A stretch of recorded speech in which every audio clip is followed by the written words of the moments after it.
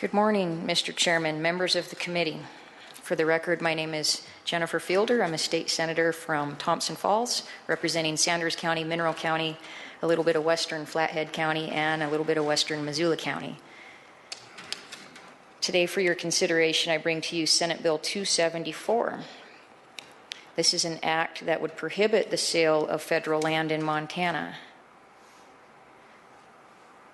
Now, there's been a lot of discussion about keeping public lands public, and there's been quite a bit of dialogue on that subject, but about the state possibly wanting to sell public lands. But what's been missed is that Congress is $18 trillion in debt, and Congress has full power to dispose of public lands.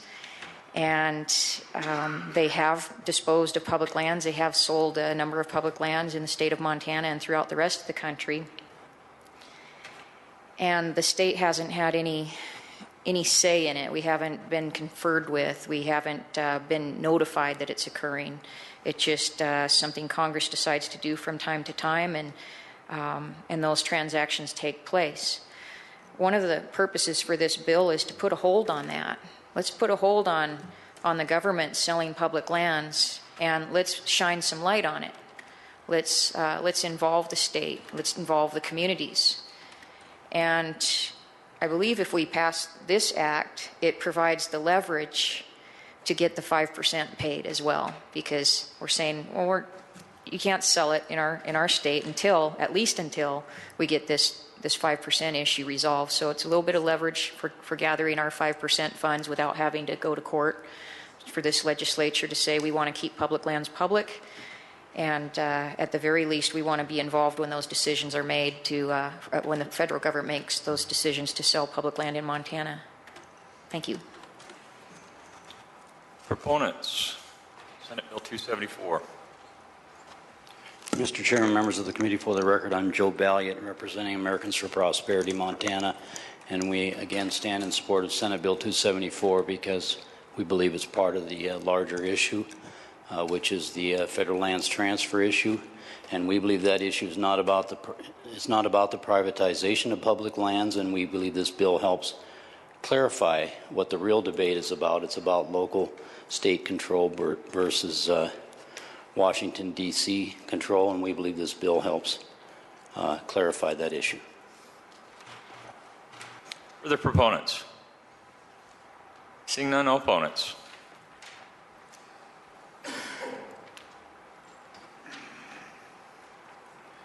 Mr. Chairman, members of the committee, my name is Tom France. I'm the Senior Director for Western Wildlife Conservation for the National Wildlife Federation. I've also been a practicing attorney in Montana for 34 years.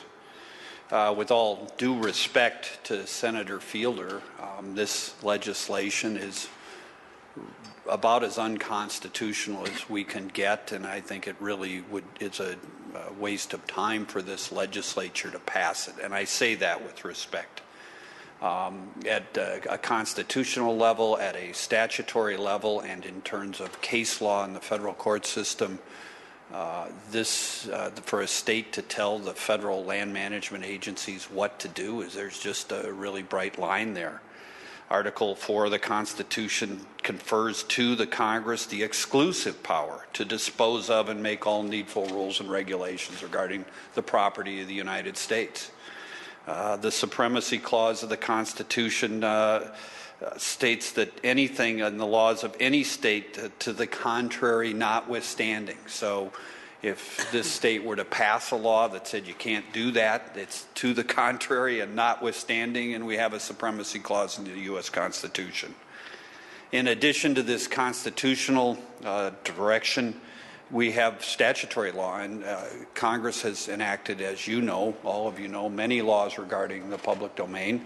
One which is pertinent to this discussion is the Federal Land Transaction Facilitation Act of 2000, which directed the BLM through a planning process that was open to the public and to public comment, to examine its land holdings in Montana and the rest of the West and determine which lands were not needed, which lands were surplus, which lands were isolated tract where federal management made little sense. and to put those lands up for auction to the highest bidder. I really see no state interest in trying to foreclose such a process for federal land managers.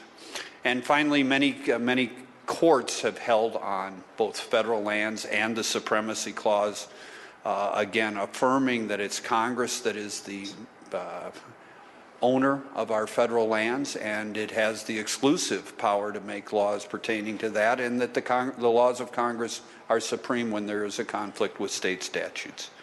I think we have processes in place that really allow the sale of federal lands where appropriate. We have other statutes that direct agencies to examine lands for trade, again with the idea of more efficient land, and I see little merit or good policy in barring the federal government from disposing of those lands that it seems in the public interest to do so.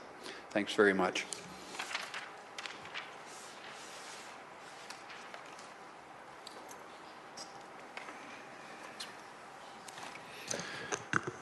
Mr. Chairman and committee members, my name is Nick Givok, and I'm here on behalf of the Montana Wildlife Federation, and for the reasons that Mr. Franz stated, as well as, federal land management is very complex, and I think bills like this that reduce it down to imply that it's simple don't serve us well, and so we oppose this bill. Thank you.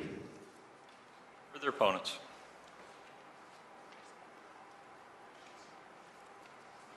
Good morning, Mr. Chairman, members of the committee. For the record, I'm Julia Altimus. I'm here today representing the Montana Wood Products Association. And as Mr. Bailey had said, his admonition is that this is one of a series of bills in that movement of transferring federal lands to the state.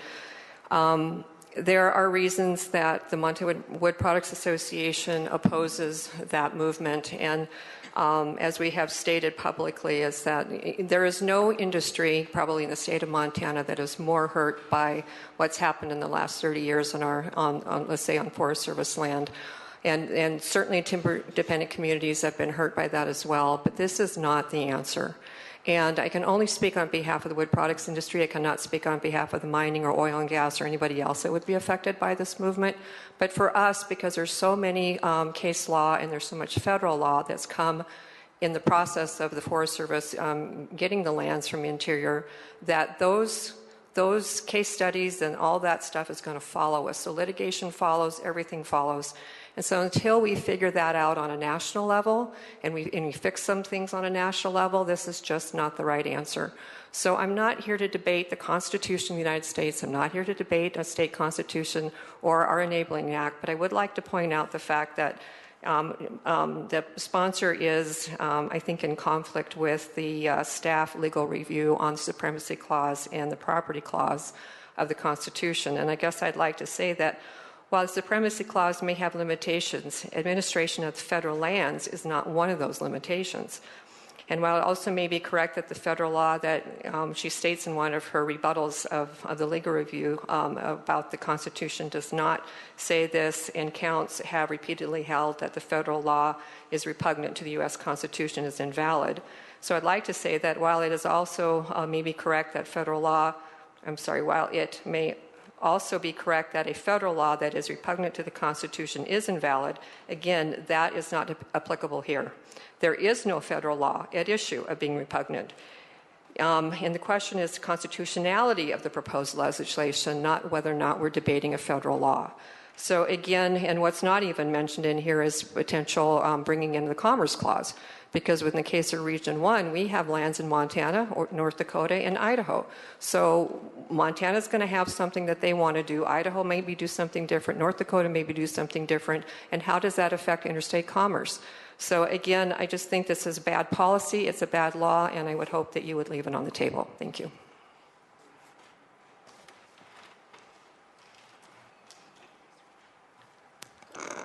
Chairman Sales, members of the committee, my name is Jake Troyer, Troyer. I'm here representing the over 5,200 members of Montana Audubon. We rise in opposition to Senator Fielder's bill and just second what the previous opponents have said about the constitutional concerns as well as the other legal conflicts that may arise from the passage of this bill. Thank you.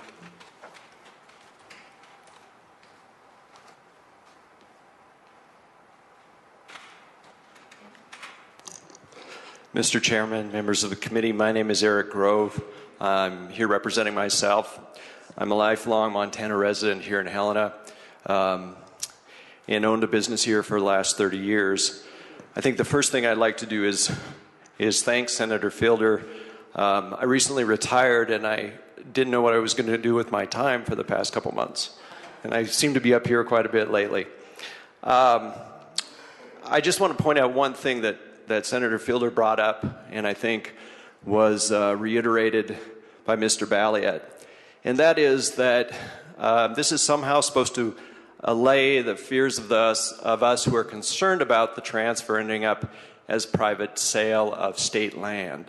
And I think the simple fact is that you folks are all here to make laws, and you change laws every time you meet.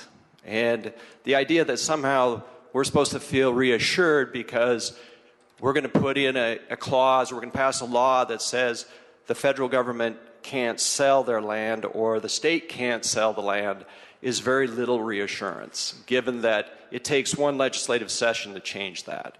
It's a can of worms that doesn't need to be opened, and it's as simple as that. And I would, I guess, in sort of closing, I would say, I'd offer Senator Fielders that there's a lot of folks here in Montana that come from a lot of different walks of life, and I know she is representing her folks, and I appreciate that, but I think if she really wants to do some constructive work, it would be best to get out there and talk to other folks that occupy the other parts of this state. Thanks so much.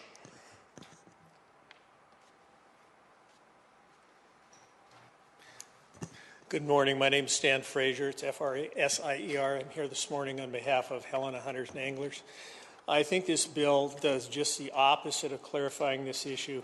I think this just adds to the cloud of confusion about the whole proposal. I think it's a decoy.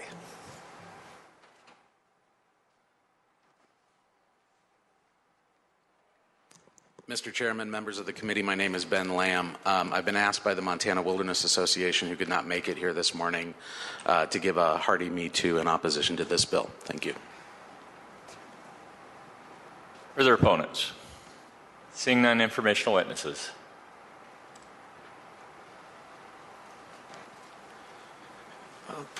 Mr. Chairman, members of the committee, once again, John Hagengerber, representing the U.S. Forest Service, available for questions. Questions from the committee? Senator Kerry. Mr. Chairman, I believe it's Mr. Is it Rode? Eric Rode? Didn't catch the last name. Rove.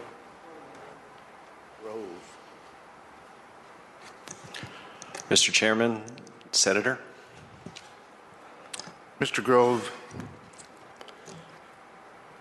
you stated pretty emphatically you do not trust the state government.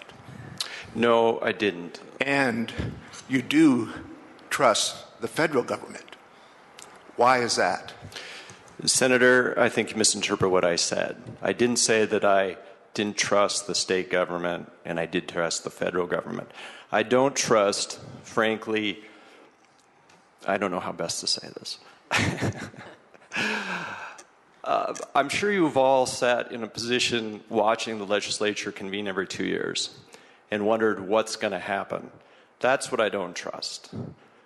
And so when I look down the road and I see what happens each successive 2-year period, and I realize that it's,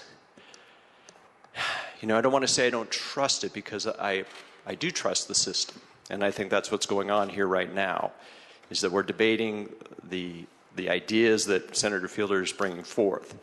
But I think the idea, my point was that if Senator Fielder is trying to reassure those of us who are concerned about state land, or the transfer of federal land to state and then not being sold because she introduces legislation that says it's not going to be, I don't trust that that's not going to be the case in 2 years. So nothing about trusting the federal government or the state government.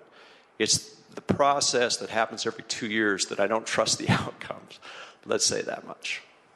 Mr. Grove, I'll have you know that all the members here on the Judicial Committee, as well as all the members in the House and in the Senate and the governor, have been elected by the people of Montana that trust us.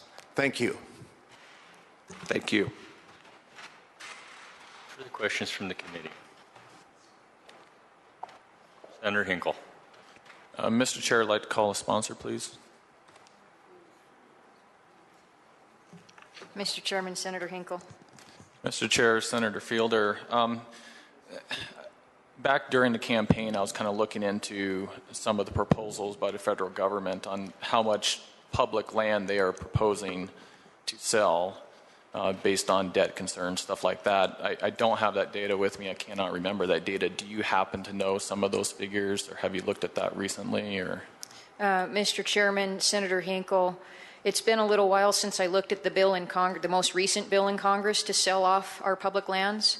But as I recall, it was hundreds of thousands of acres in the western states were put on the chopping block by that bill. And it was about 90,000 acres in Montana.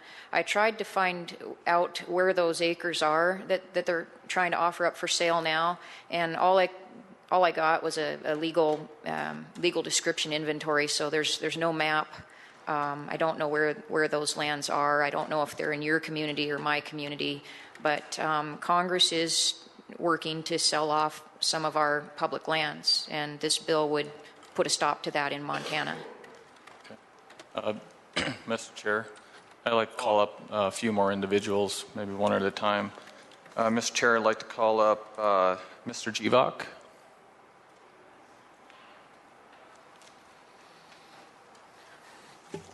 Mr. Chairman, Senator Hinkle.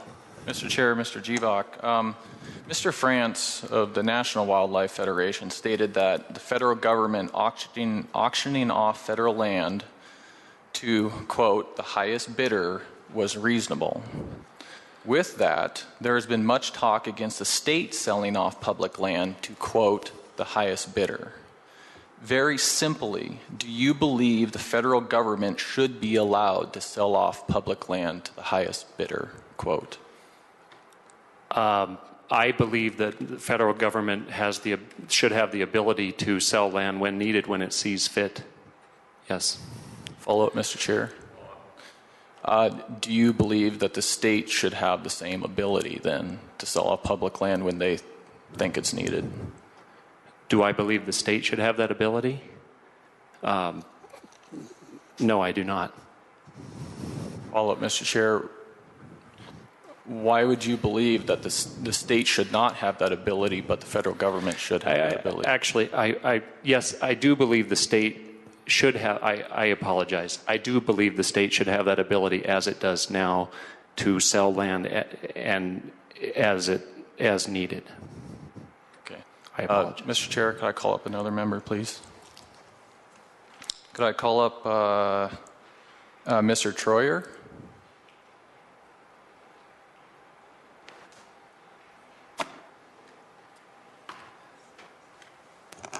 Senator Sales, Senator Hinkle. Mr. Chair, Mr. Troyer, same question for you. Would you like me to repeat the question? No, our position at Montana Audubon is that we support the Constitution and we support the authority of the states and the nation as it is written. Follow up, Mr. Chair. Setting the Constitution aside for a second, just fundamental principles, do you believe that the federal government should be able to sell off land to the highest bidder? Absolutely not. Okay, thank you. And I would like to call Mr. Lamb up, please.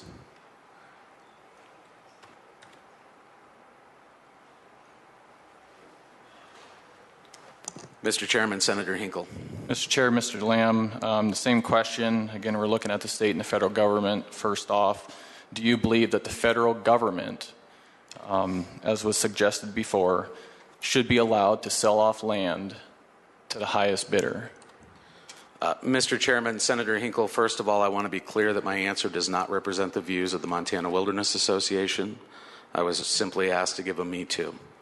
Okay. Therefore, my personal opinion is very simply land management is complex, and the ability for the federal government to dispose of land as it's needed on a strategic basis, whether it's to increase public access to other public lands, consolidate checkerboard, yes, they should have the ability to sell that land. Follow up, Mr. Chair.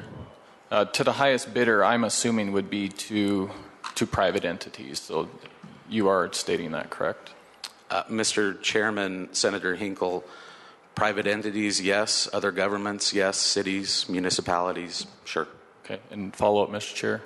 And what about state land? Do you believe that state land should be able to be sold off or auctioned off to the highest bidder?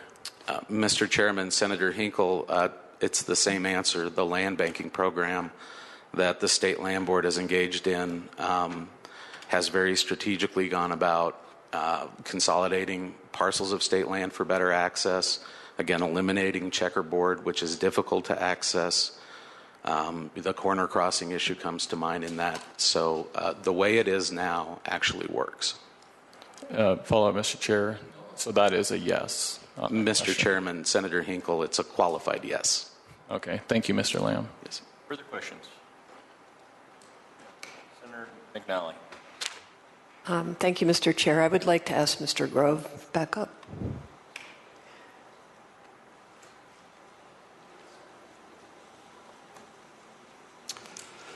Mr. Chairman, Senator.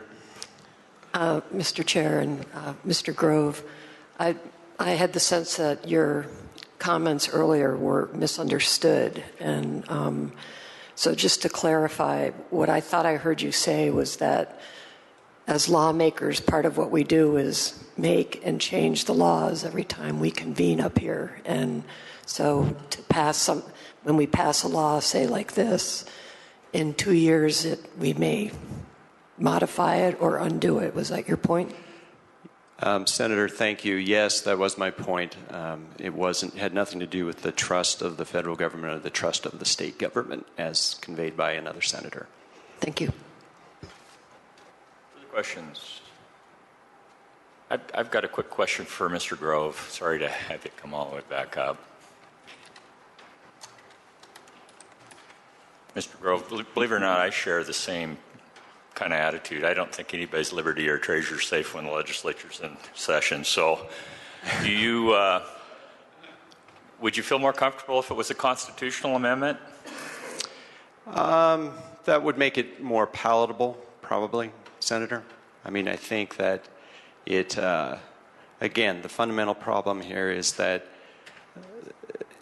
trying to reassure those of us who are concerned that state land be sold off after a land transfer from the federal government, there are no ironclad guarantees. And even a constitutional amendment isn't an ironclad guarantee, but certainly more clad than to simply say, trust us for the next 2 years.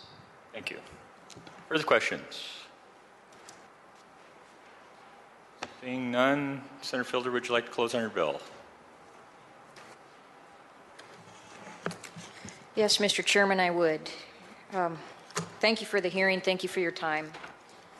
You know, hearings like this at the state capitol are a lot easier for Montanans to get to, like the Montanans that are here voicing their opposition or their support for legislation. We really don't have the ability as Montanans to do this in Washington, D.C. Yet that's where all of the decisions about our federal public lands are made, is in Washington, D.C. Montana has 3 representatives in the U.S. Congress out of 535. We don't have much of a voice there. But in the state legislature, we've got 150 Montanans that are elected by Montanans to make decisions for Montana. Congress is $18 trillion in debt. They are actively pursuing selling public land. Mr. Chairman, I'd like to give a handout here.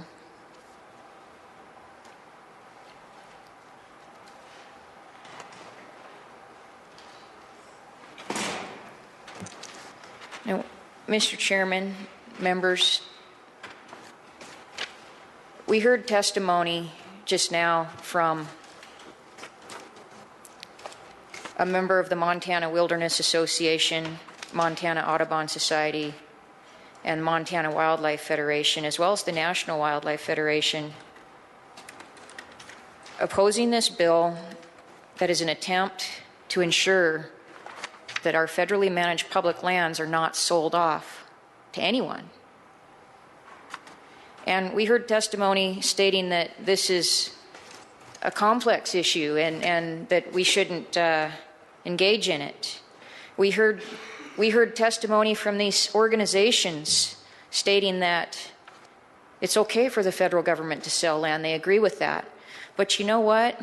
Those same people organized the rally that was held in this Capitol on Monday, President's Day, February 16th. You may remember it. There were 500 raging people in this Capitol being incited to keep public lands public. And yet the organizers of that rally are here today opposing legislation that would keep public lands public, and they testified that it's okay for Congress to sell off the lands. But we did not hear any of that discussion at their rally. What we heard was this. This is the mailer that went out, and you've got a copy of it. Backed by out-of-state charlatans and extremist think tanks, a radical group of legislators want to evict us from our public lands. They have been building a legislative plan, hosting public forums, and traveling across the West to push their agenda of transferring public lands to the state so they can be sold off to the highest bidder. On the front, you'll note it says, "Keep public lands public."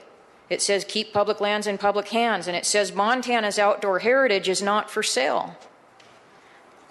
But yet the same groups that organized this rally are here today testifying against the bill that would prohibit the federal government from selling the public lands in Montana. Members, it's a one-page bill. If you don't want Congress to sell off the lands in Montana, vote for the bill. Thank you.